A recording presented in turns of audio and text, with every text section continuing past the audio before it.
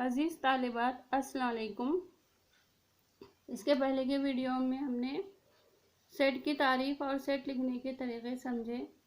दोबारा आज उसी फ़हरिस्ती तरीक़ा और ख़ुसूसियत वाला इबारती तरीक़ा समझते हैं, क्योंकि आप लोगों को कुछ शायद डिफ़िकल्टी है। तो हमको पहली मिसाल दी गई है, ख़ुसूसियत वाले इबारती तरीक़े में मिसाल दी गई है कि ए बराबर एक्स, और एक्स की ख़ुसूसियत है कि ये 15 से छोटा जुफ्त तबई अदद है।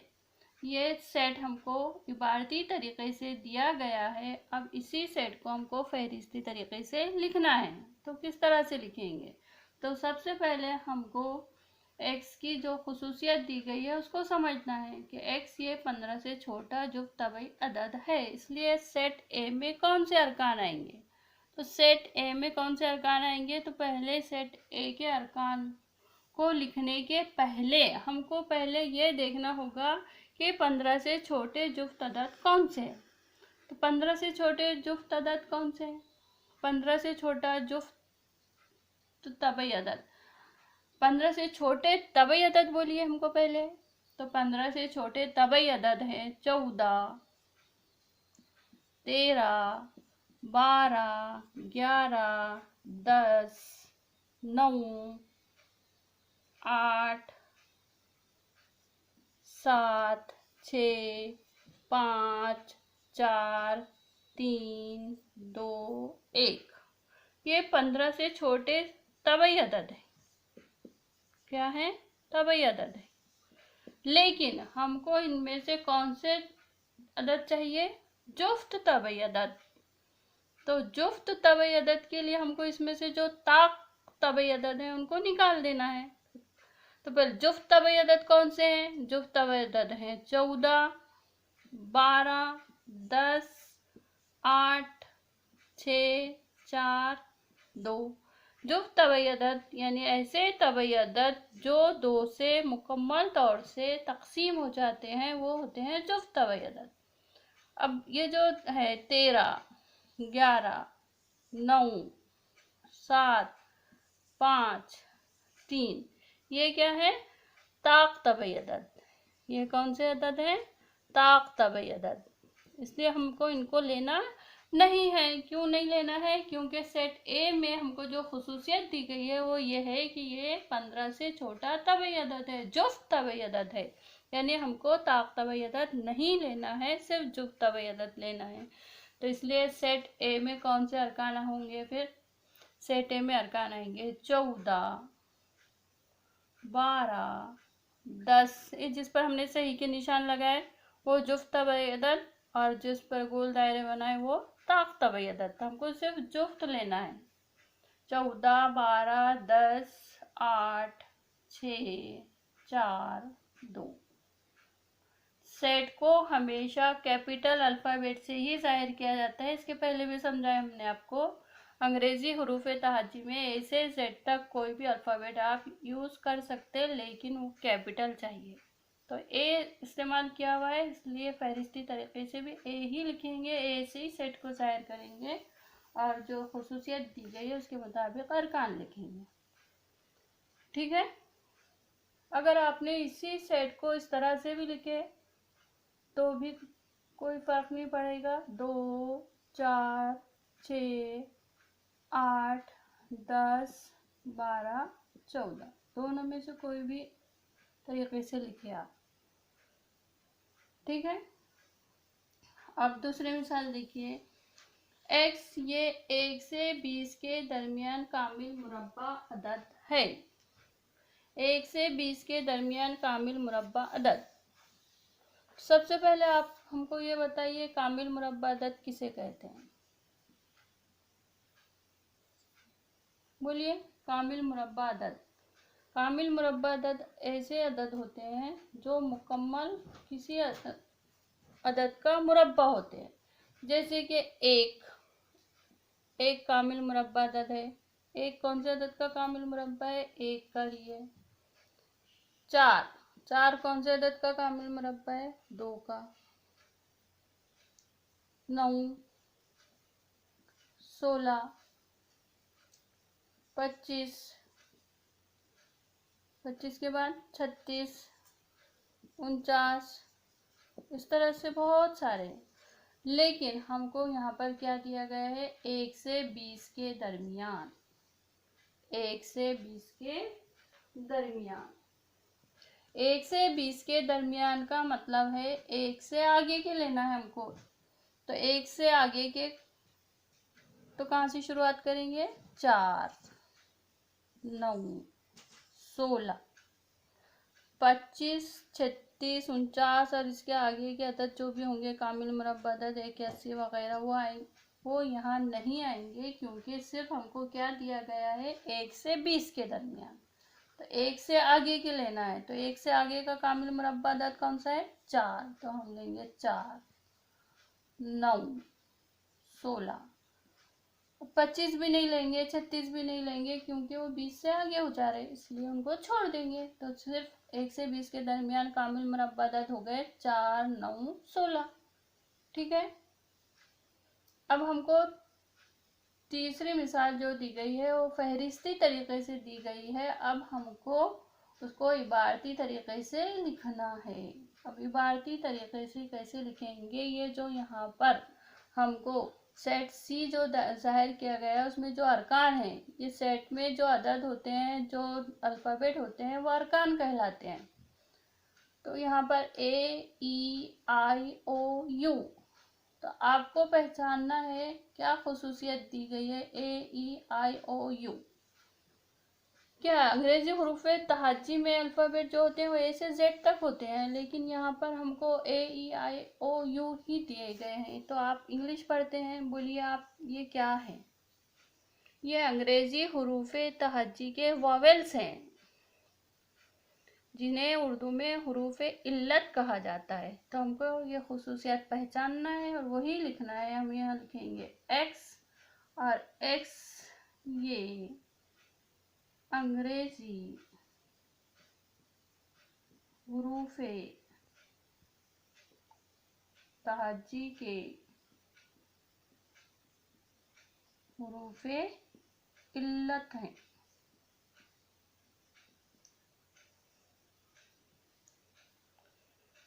चौथा है वाई, ये कौसे कसा का एक रंग है। इस सेट को डी से जाहिर किया गया है, तो हम डी ही लेंगे। वाई, ये कौसे कसा का एक रंग है। अब कौसे कसा में कितने रंग होते हैं, कौसे कसा में 7 रंग होते हैं। कितने रंग होते हैं, 7 रंग होते हैं। कौन कौन से 7 रंग होते हैं, अगर आपको ये मालूम होगा, विब जियोर, इस पर से ही कौसे कज़ा के रंग को याद रखना है। बहुत आसानी के साथ याद रह जाता है अगर आपने इसको याद रखे तो। विब जियोर, V for violet, I for indigo, B for blue, G for green, Y for yellow, O for orange, R for red। अब इसको उर्दू में लिखना है अपने को। तो V for violet, violet जामनी, इंडिगो नीला, B आसमानी,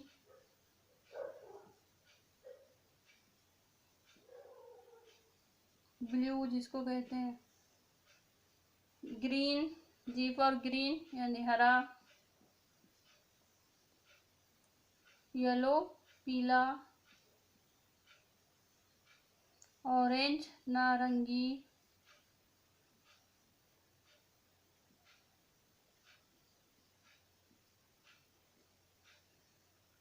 R फॉर रेड सुर्ख। कौसे कज़ा में 7 रंग होते हैं और 7 रंग हैं जामनी, नीला, आसमानी, हरा, पीला, नारंगी, सुर्ख। इस पर से याद रख लिया आपने विब्जे और ये याद रख लिए तो आसानी से आपको नाम याद रह जाएंगे। अब अगली मिसाल है पी, और पी की खुसूसियत, सेट पी दिया गया है और सेट को जाहिर किया गया है एक्स, और एक्स की खुसूसियत है कि ये वज़न 3 से बड़ा और 3 से छोटा है। ये यहाँ पर जो अलामत दी गई है इसका मतलब है ये x वज़न 3 से बड़ा और 3 से छोटा है। ये याद रखिए, वज़न 3 से बड़ा और 3 से छोटा। तब ऐसे अदद बताइए हमको जो वज़न 3 से बड़े हैं। बताइए वज़न 3 से बड़ा अदद कौन सा है? वज़न 3 से बड़ा अदद है वज़न 2, वज़न 1 और वज़न 3 से बड़ा और 3 से छोटा। 3 से छोटा 0, 1, 2। तो ये अदद आएंगे यहाँ पर वज़न 2, वज़न 1, 0, 1, 2। हर रुकन के बाद कॉमा लगाया जाता है, ये इसके पहले भी बता दिया आपको। वज़न 2 कॉमा वज़न 1, 0, 1, 2।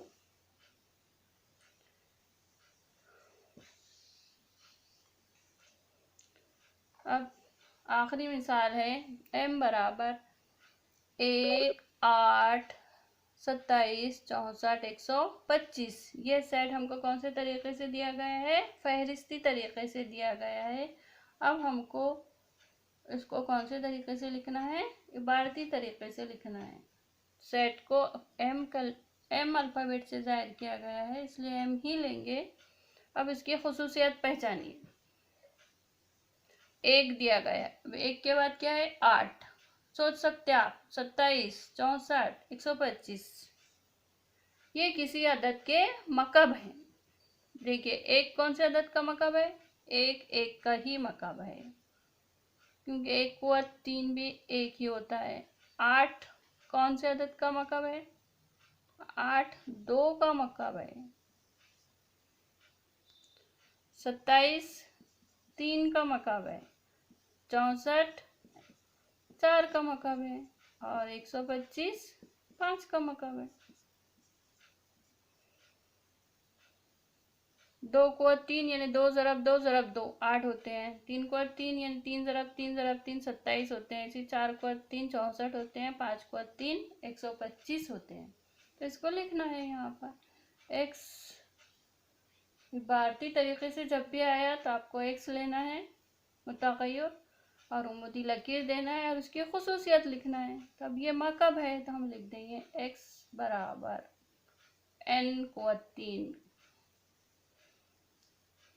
कोई भी स्मॉल अल्फ़ाबेट इस्तेमाल करना है तो हमने n लिए तो n को 3। अब n की खुसूसियत लिखेंगे आप कि n जो है तो वो 1 से 5 के दरमियान, क्योंकि यहाँ 125 जो है वो 5 का मकब है, तो 1 से 5 के दरमियान।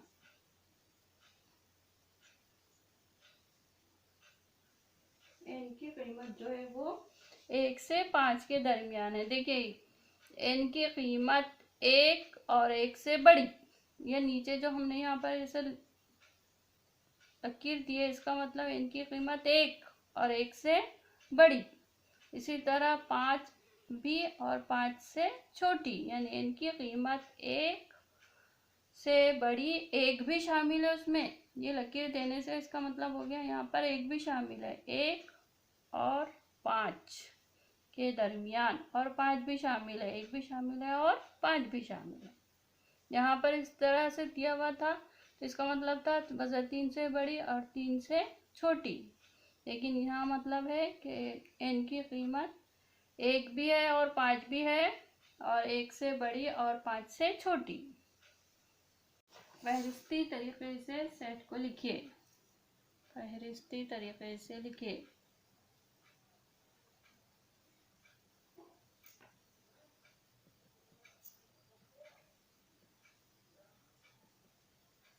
क्वेश्चन है आपका, फहरिस्ती तरीके से लिखिए। क्वेश्चन है आपका, कॉम्प्लीमेंट लफ्ज़ के हरूफ का सेट। तो इसके पहले भी हमने आपको बताया कि सेट को ज़ाहिर करने के लिए कैपिटल अल्फ़ाबेट इस्तेमाल किए जाते हैं। ए से जेड तक आप कोई भी अल्फ़ाबेट यूज़ कर सकते हैं। तो हमने फ़र्ज़ कीजिए यहाँ पर कैपिटल अल्फ़ाबेट ए यूज़ किए, तो ए बराबर, अब हमको फहरिस्ती तरीके से लिखना है। तो फहरिस्ती तरीके से हम फहरिस्त बनाते हैं। जो कॉम्प्लीमेंट लफ्ज है उसमें जो हरूफ आए हैं, कौन कौन से हरूफ आए हैं? पहला हरूफ है सी, फिर दूसरा हरूफ है ओ, तो कॉमा देंगे, फिर ओ लिखेंगे। तीसरा हरूफ है एम, एम लिखे। चौथा हरूफ है पी, फिर comma, L, comma, E, comma. अब देखिए यहाँ पर एम दोबारा रिपीट हुआ है, लेकिन सेट के अरकान को दोहराया नहीं जाता। सेट के अरकान को दोहराया नहीं जाता, यानी बार बार नहीं लिखा जाता, एक ही बार लिखते हैं। तो एम हम लिख चुके पहले, इसलिए अब दोबारा नहीं लिखेंगे। उसके बाद और ई है, ई भी हम लिख चुके, इसलिए अब डबल और दोबारा ई आया है, तो ई भी दोबारा नहीं लिखेंगे। एन, उसके बाद एन है, तो एन हमने लिखे नहीं, इसलिए एन को हमको लिखना होगा। उसके बाद है टी, ये याद रखना है आपको, क्योंकि आपने इसमें गलती की है। सेट के अरकान को दोहराया नहीं जाता, इस बात का आपको ख्याल रखना है। जैसे एक दूसरी मिसाल लेते हैं हम। रिमेम्बर, REMEMBER, रिमेम्बर लफ्ज के हुरूफ का सेट। अब इस सेट को भी हमको फहरिस्ती तरीके से लिखना है, तो सेट को जाहिर करने के लिए कौन सा अल्फ़ाबेट यूज़ करेंगे? Capital alphabet. ए से जेड तक आप कोई भी अल्फ़ाबेट यूज़ कर सकते, तो हमने बी लिए, बी, कैपिटल बी। अब अरकान, अरकान कौन से हैं इसमें? ये रिमेम्बर जो लिखा गया है, रिमेम्बर लफ्ज में जो हुरूफ आए हैं, वो सबसे पहला हर्फ है आर, दूसरा हर्फ है ई, तीसरा एम, चौथा दोबारा ई आ गया है, फिर उसको नहीं लेंगे। फिर पांचवा एम है, उसको भी नहीं लेंगे, क्योंकि अरकान को दोहराया नहीं जाता। फिर लिखेंगे बी, फिर वापस ई आया है, ई भी नहीं लेंगे। आर आया है, आर भी नहीं लेंगे। इस तरह से फहरिस्ती तरीके से लिखेंगे बी बराबर R comma E comma M comma B, क्योंकि फहरिस्ती तरीके में अरकान को दोहराया नहीं जाता, ये बात का ख्याल रखेंगे। अब एक और बात जो आपको बतानी है, फर्ज कीजिए हमको एक सेट दिया गया, सेट सी, सेट सी दिया गया। अब सेट के अरकान है 2, 3, 4, 5, 6, 7।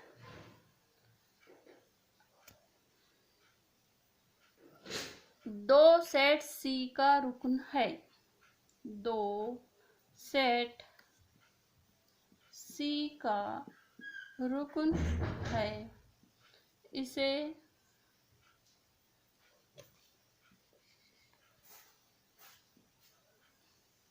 अलामती तौर पर लिखिए या रियाजियाती सूरत में लिखिए। तो हम इसको किस तरह से लिखेंगे? 2, ये अलामत देंगे, इसको पढ़ते हैं का रुकन है, दो सेट सी का रुकन है, दो सेट सी का रुकन है, इसे अलामती तौर पर लिखना है, तो इस तरह से लिखेंगे। अब 8 सेट सी का रुकन है या नहीं, अलामती तौर पर लिखिए।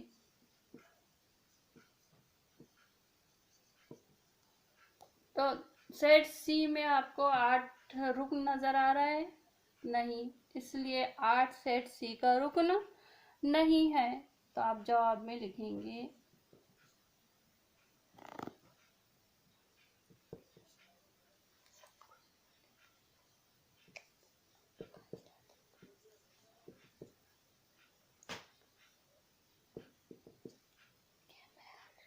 8 सेट सी का रुकन नहीं है। 8 सेट सी, इसे क्या पढ़ेंगे आप? 8 सेट सी का रुकन नहीं है।